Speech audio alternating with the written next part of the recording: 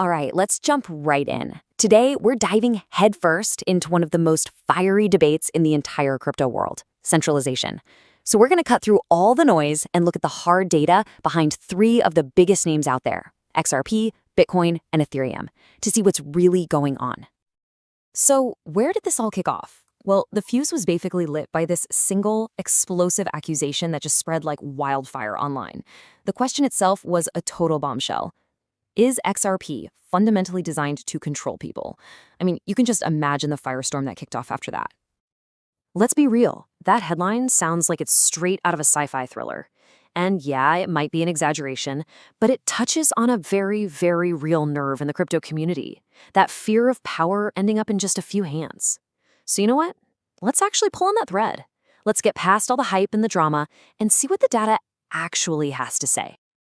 Okay, so to really get a grip on this whole centralization debate, we've got to pop the hood, right? We need to see how these networks are actually built.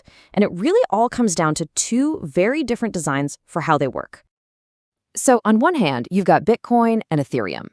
Picture this like a huge global free-for-all, where thousands and thousands of computers are all racing to solve these complex puzzles. It makes them super secure, but it also makes them kind of slow. Now, on the other hand, you have XRP, which uses this much smaller, select club of trusted validators to get everything confirmed. And boom, you get incredible speed. But that select club, that's the sticking point. That's what really gets people talking about centralization.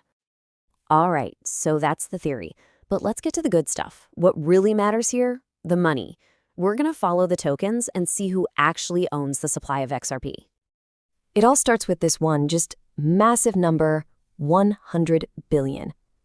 That's it.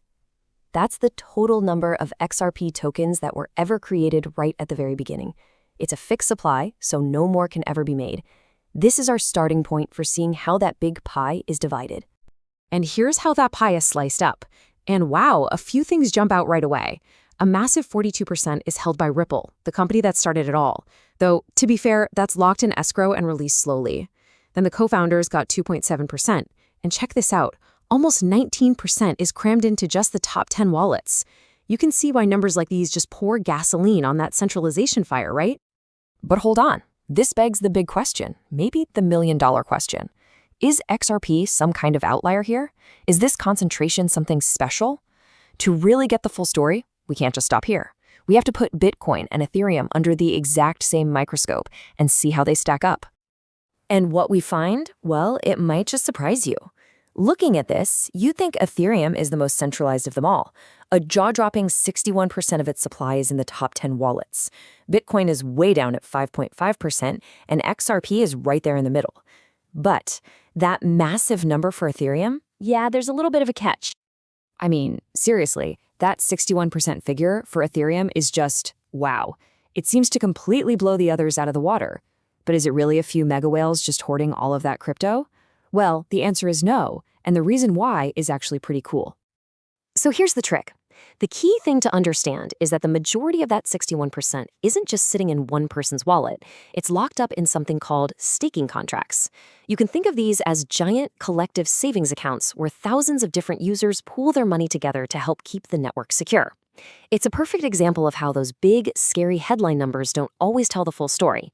Now, some people do argue that these large staking pools create their own kind of centralization risk, but that's a whole other debate. Okay, and this brings us to a really, really important distinction we need to make. Just because you hold a lot of tokens, that doesn't mean you control the network. They are two totally different things.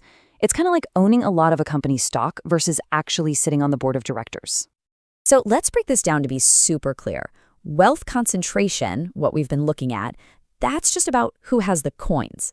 Network control, now that's about power. It's the real ability to change the rules of the game. They are definitely related, but they are not the same thing. And this is really where you see two totally different philosophies clash. The way XRP, Bitcoin, and Ethereum are designed, these aren't just technical quirks. They represent a fundamental trade-off between very different goals. Think of it this way. XRP is all about speed and efficiency because its main job is to make payments happen fast. That's why it uses that small, select group. Bitcoin and Ethereum, on the other hand, they're playing a different game. They prioritize decentralization and security above absolutely everything else. They're built so that anyone, anywhere in the world can jump in, even if it makes them a little slower. So it's not really about which one is better. They're just built to solve different problems. So what does all this mean in the real world? What are the actual stakes here? Well, the biggest risk, and this goes for pretty much all of them, is the whales. If a few of the biggest holders decide to sell all at once, they could crash the market. But the benefits are just as real. XRP's insane speed makes it perfect for its mission of global payments. And the fortress-like security of Bitcoin and Ethereum makes them really appealing as a way to store value. Both of these models can and do attract the big institutional players, just for totally different reasons. And that, well, that brings us full circle. After looking at the tech, the money, and the trade-offs, we're left with one final, big question that's really at the heart of this whole thing. So when you look at everything we've unpacked today, is this concentration of wealth a fatal flaw for the whole dream of decentralization? Or is it just something that's bound to happen in any economic system, whether it's digital or not?